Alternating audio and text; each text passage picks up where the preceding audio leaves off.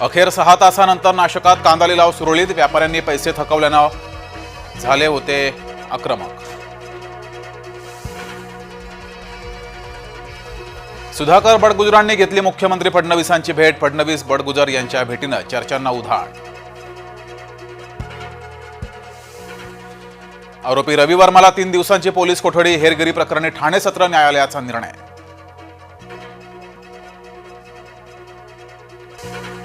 भिवंडीतल्या पडघ्यात ATS कडून शोध मोहीम. दहशतवादी हल्ल्याचा कट रचला जात असल्याची माहिती.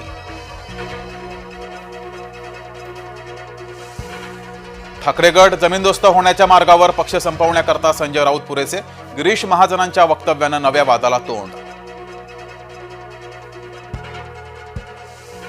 विरोधकांनी हॉटेल विकत घ्यावं, मी स्वागताला उभा राहीन. हॉटेल खरेदीवरून झालेल्या आरोपांवर शिरसाटांचं प्रत्युत्तर. नॅपकिन वादावरून तटकरे गोगावलेंमध्ये जुंपली. नॅपकिन फिरवत गोगावलेंकडून अभिवादनाचा स्वीकार. राज्य सरकारनं मागवली लाडकीच्या उत्पन्नाची माहिती. बोगस लाभार्थ्यांविरोधात राज्य सरकार आक्रमक. दोन्ही पवार आणि जयंत पाटलांमध्ये बंद दाराआड चर्चा. दोन्ही राष्ट्रवादी एकत्र येण्याबाबत चर्चा झाल्याची माहिती.